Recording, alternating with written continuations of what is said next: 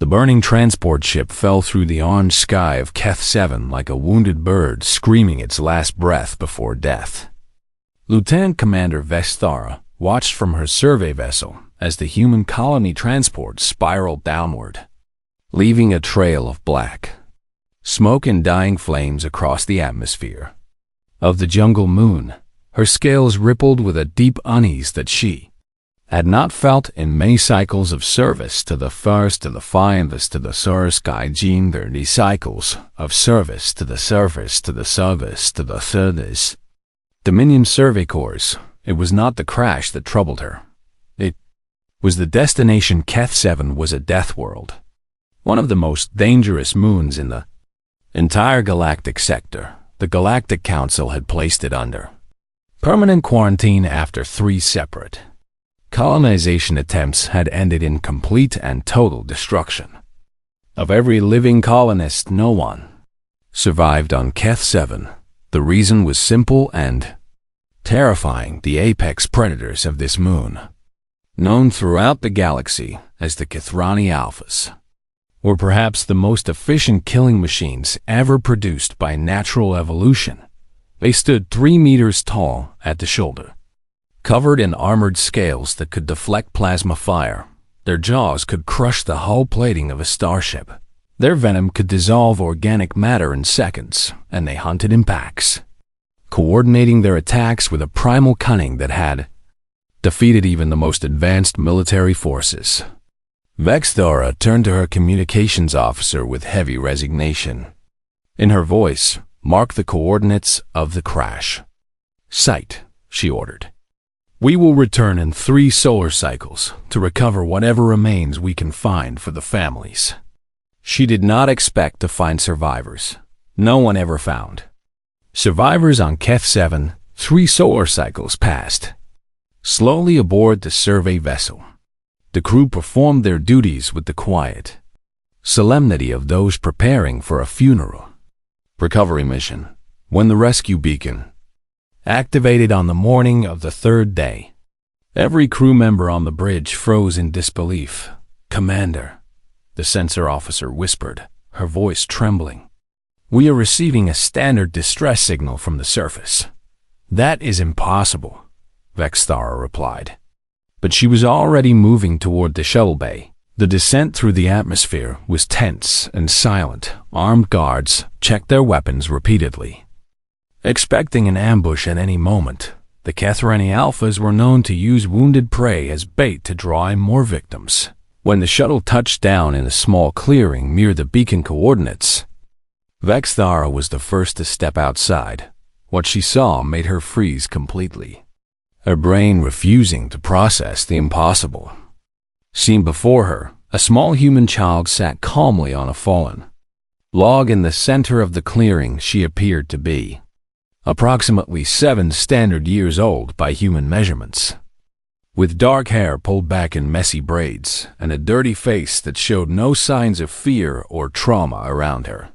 Scattered across the clearing like discarded toys lay the dismembered remains of 4 Kethrani alpha beasts, 4 of the most dangerous predators in the known galaxy, torn apart, destroyed, dead. The child looked up at the rescue team with bright, curious eyes and smiled with innocent happiness. "Hello," she said cheerfully. "My name is Mira Chun, and I am very glad you came because I ran out of snacks 2 days ago."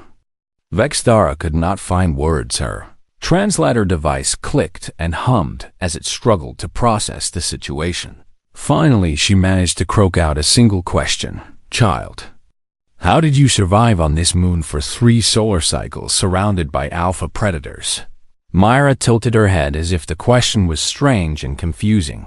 "Oh, Sergeant Whiskers protected me," she explained in a matter-of-fact tone. "He is very good at his job." "Sergeant who?" Vexthara asked in response. Mira pointed to her shoulder. Vexthara had been so focused on the child and the dead alphas that she had completely missed the small creature perched on the girl's shoulder. It was a mammal of some kind, covered in coarse gray-black fur with a distinctive white stripe running across its face. It weighed perhaps 12 to 15 kilograms at most. Its beady black eyes regarded the rescue team with an expression that could only be described as complete and utter indifference to their existence. The creature was covered in dry blood. None of it appeared to be its own. "This is Sergeant Whiskers," Myra announced proudly, scratching the animal behind its small rounded ears. "He is a honey badger from Earth, and he is my best friend in the whole universe." Vexthara immediately accessed her translator device's connection to the Galactic database and searched for information on Earth fauna designated as honey badger. What she read made her blood run cold. The honey badger was classified as one of the most fearless and aggressive creatures on the human homeworld. Despite its small size, it was known to attack animals many times larger than itself without hesitation or retreat. It possessed incredibly thick and loose skin that made it nearly impossible for predators to get a killing grip. Its claws could tear through almost any natural material. Its teeth could crush bone, and most importantly, the database noted with clinical precision, the honey badger displayed a complete psychological inability to recognize when it was outmatched. It simply did not possess the capacity to feel fear or to accept defeat. It would fight anything and everything until either its enemy was dead or it was dead, and it almost never died. Vexthara looked at the small creature. On the child's shoulder, Sergeant Whiskers yawned, displaying rows of sharp teeth stained with alpha blood. Then he curled up against Myra's neck and appeared to fall asleep. "Commander," one of her guards whispered nervously, "should we attempt to secure the creature for transport?" Vexthara thought about the 4 dead alphas scattered around the clearing. She thought about the blood covering the tiny sleeping mammal. She thought about what her database had told her about the honey badger's temperament and capabilities. "Absolutely not," she said firmly. "We will transport the child and her companion exactly as they are, and we will not disturb the creature in any way." She reached for her communication device with trembling claws. "Survey command. This is Lieutenant Commander Vexthara requesting immediate heavy backup and my coordinates." "Heavy backup," the confused voice on the other end replied.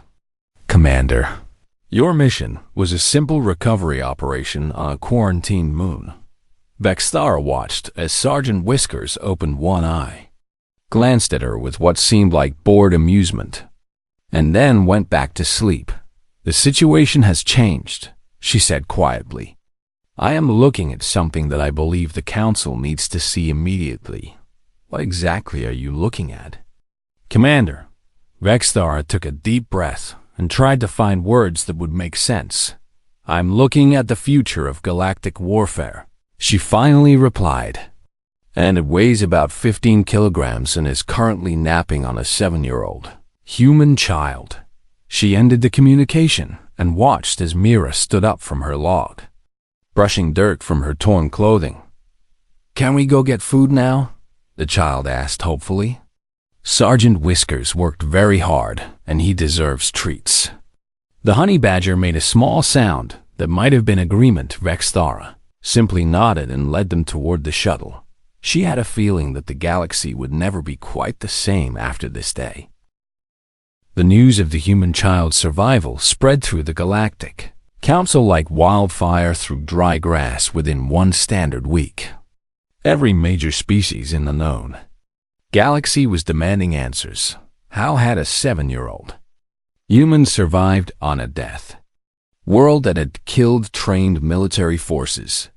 Council dispatched their finest xenobiologists to study the pair under controlled conditions at the Dominion Research Station orbiting the jungle moon. Dr. Krelvos was the lead scientist assigned to the case. He was a Methany, a species known throughout the galaxy for their brilliant analytical minds and their absolute confidence in scientific methodology. He held 17 advanced degrees in various fields of xenobiology and had studied predator-prey relationships.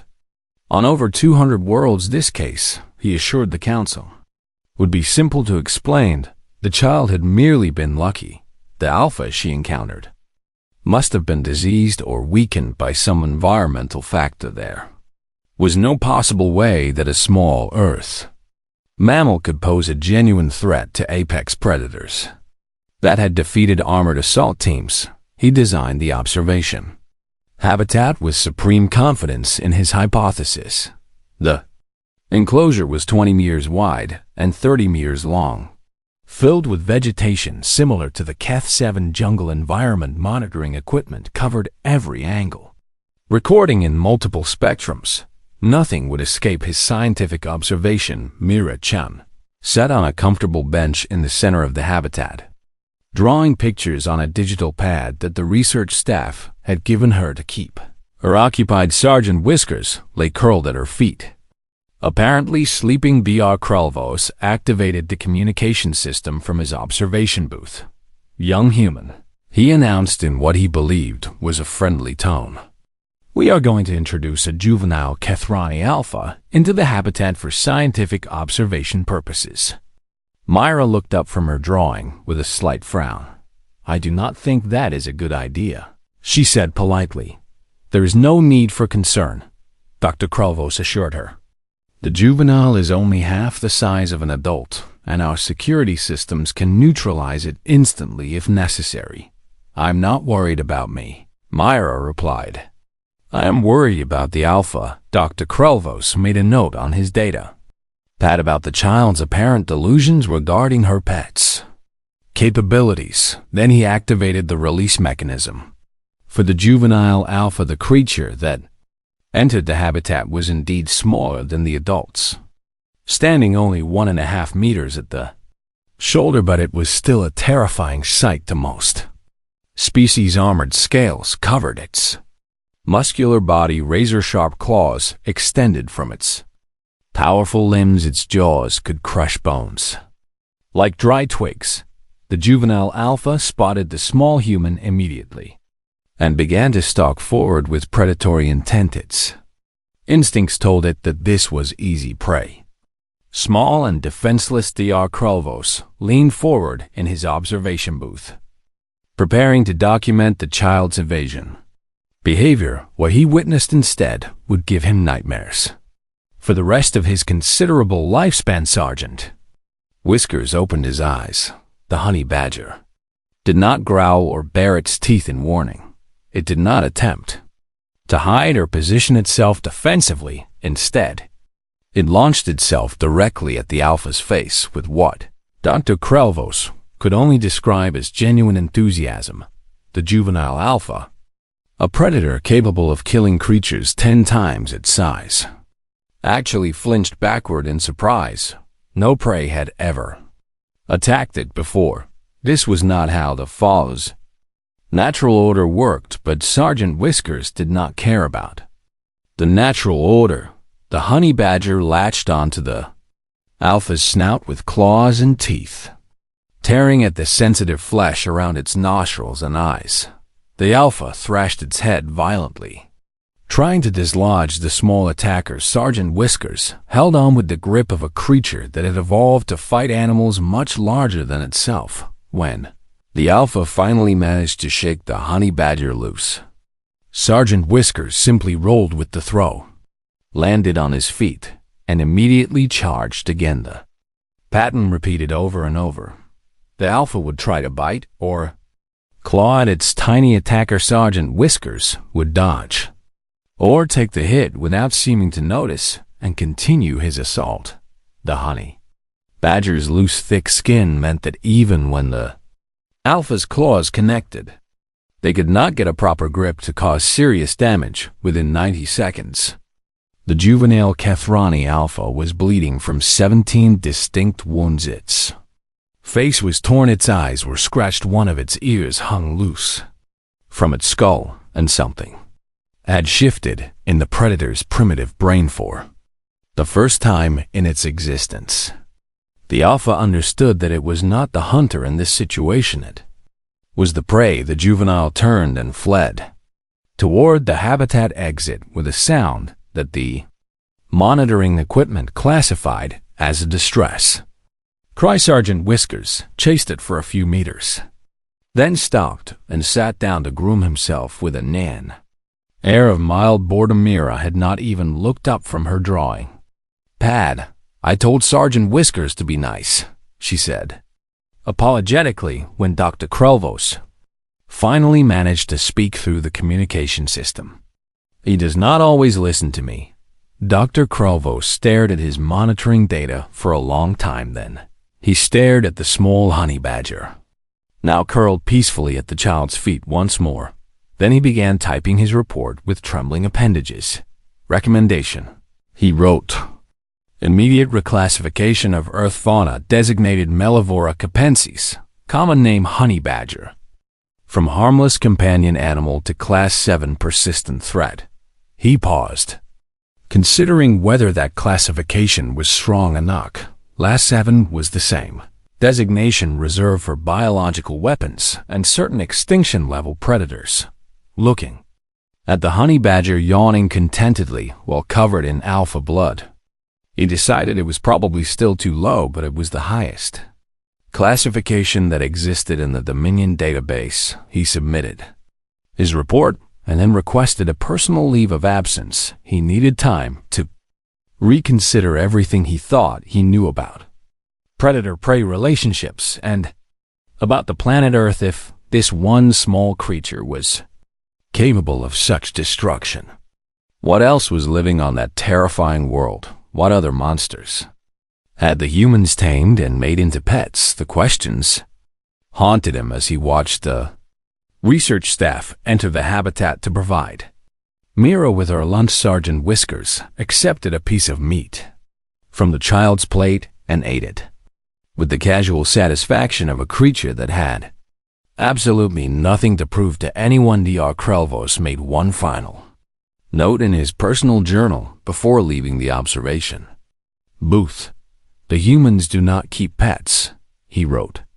"They keep weapons that they have convinced to love them."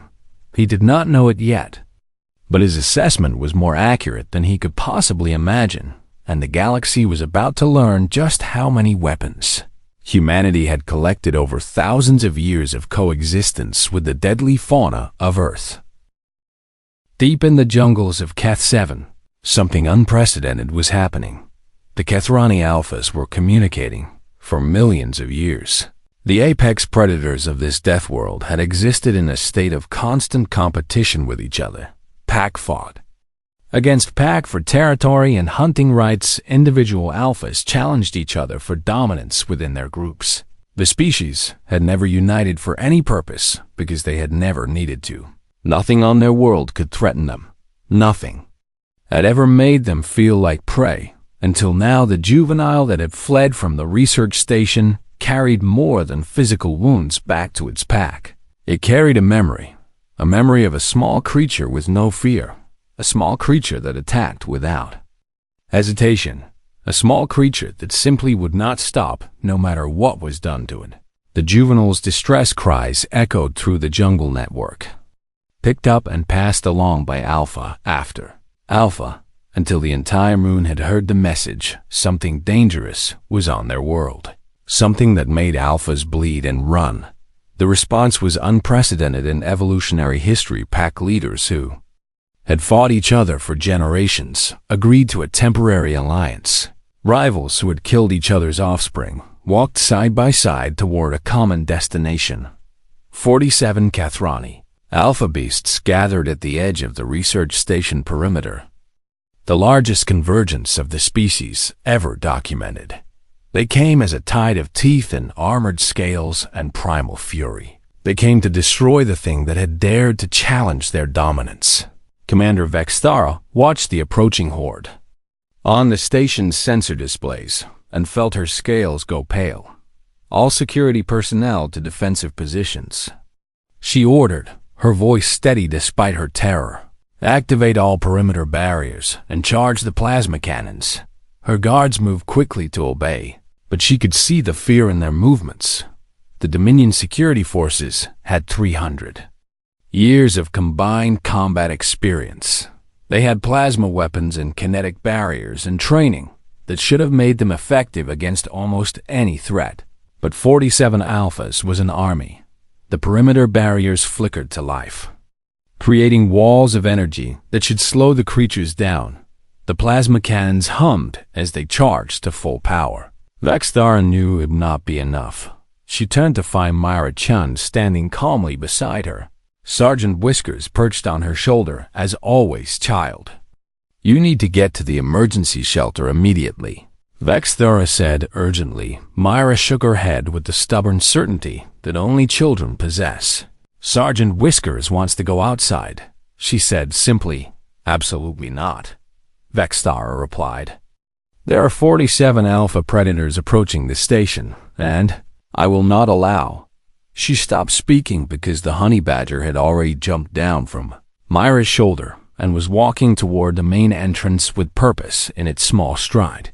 He does not really ask permission, Myra explained apologetically. Vexthara watched in helpless disbelief as one of her guards, responding to some inexplicable impulse, actually opened the door to let the small creature outside Sergeant Whiskers walk through the perimeter barrier, which was calibrated to stop things trying to get in but allowed passage from inside, and position himself directly in the path of the approaching Alpha horde. He sat down.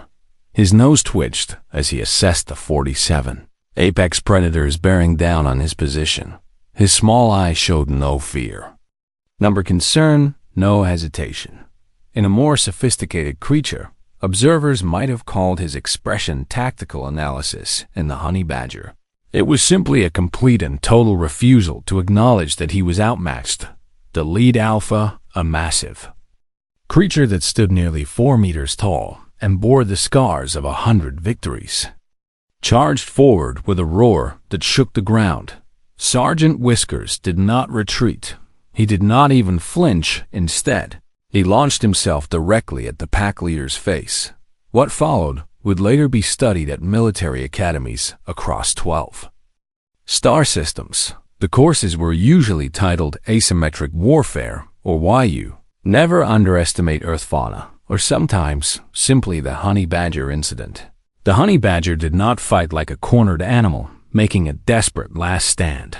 He fought like a small furry apocalypse with personal grudges against everything larger than himself. His strategy, if it could be called that, was devastatingly effective. He targeted the lead alpha first, but he did not try to kill it. He humiliated it. He bit and clawed, and somehow ended up inside the creature's mouth at one point, emerging from its ear a moment later covered in blood and still attacking the pack leader. The supreme dominant alpha of the largest convergence in recorded history shrieked in terror and pain as this tiny monster refused to stop hurting it. The other alphas hesitated. Pack hierarchy among the Kethrani was based entirely on displays of strength and dominance. Watching their supreme leader being systematically destroyed by something smaller than their own feet shattered their understanding of how the universe worked. Some tried to help their leader. Sergeant Whiskers turned on them with the same relentless aggression, giving them wounds that would scar and memories that would haunt them. Others tried to circle around toward the research station, but without coordinated leadership, their attack fell apart. The perimeter defenses that would have been overwhelmed by a unified assault were able to handle the scattered, disorganized charges, and always, the honey badger was there, biting, clawing, refusing to die, refusing to stop, refusing to acknowledge that 47 against 1 were bad odds. By the time dawn broke over the jungle moon, the alphas had retreated, not because they could not have overwhelmed the station, not because the plasma cannons had killed enough of them to break their numbers. They retreated because every single one of them had learned the same fundamental lesson.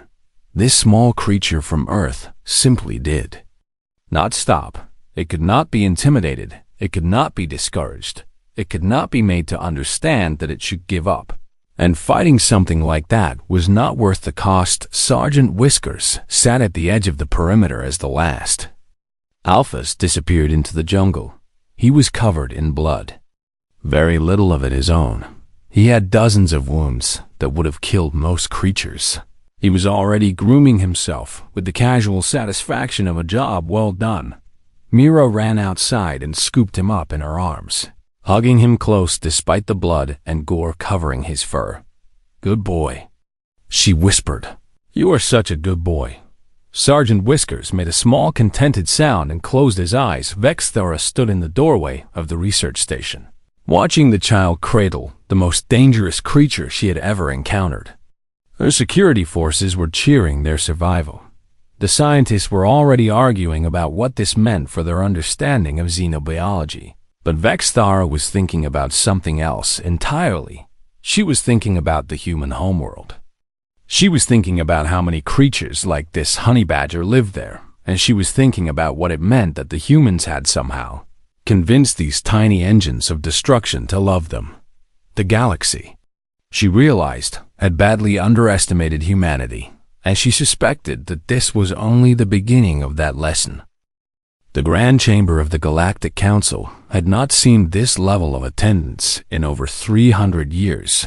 Representatives from every major species in known space had gathered to witness the emergency session called by the Security Committee. The topic of discussion was classified at the highest level, but everyone already knew what it was about. The humans' ambassador Thrall of the Vorthok Confederation stepped forward to address the assembled representatives. His speech patterns were fragmented by visible distress, his manipulator tentacles trembling as he activated the holographic display system. "Fellow representatives of the Galactic Council," he began, his voice wavering, "we have made a terrible miscalculation regarding the human species." The chamber fell silent. Thrall activated the first image, showing footage from the Keth-7 research station. The representatives watched as a small Earth mammal systematically dismantled 47 Kethrani alpha predators over the course of a single night. Several delegates made sounds of distress or disbelief. One elderly Methany had to be escorted out after fainting. "The human child is irrelevant," Thrall continued when the footage ended. "What we must discuss today is what the humans have created." He paused to collect himself before continuing, or rather, what they have weaponized.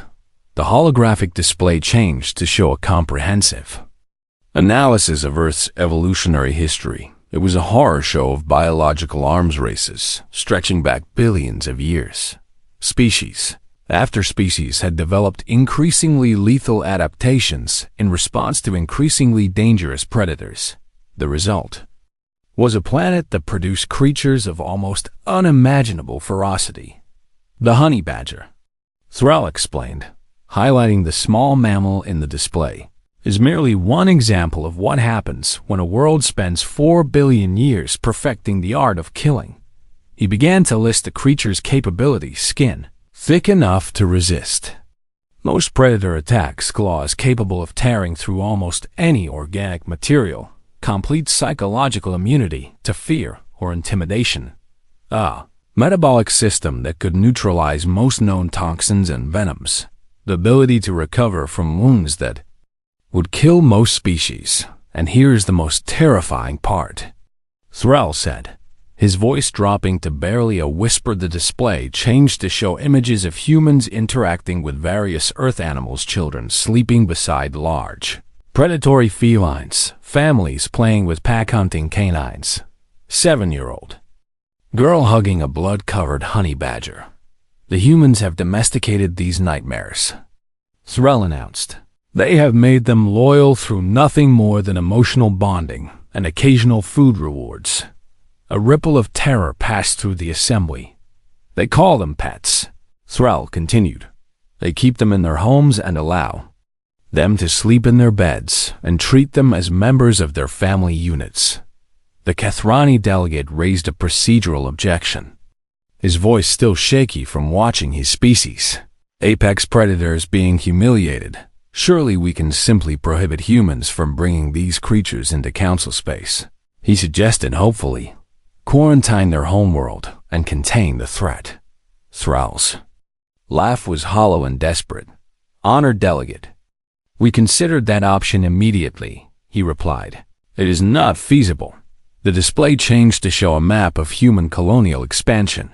Humans have already established permanent colonies on 47 worlds across council space, Terrell explained.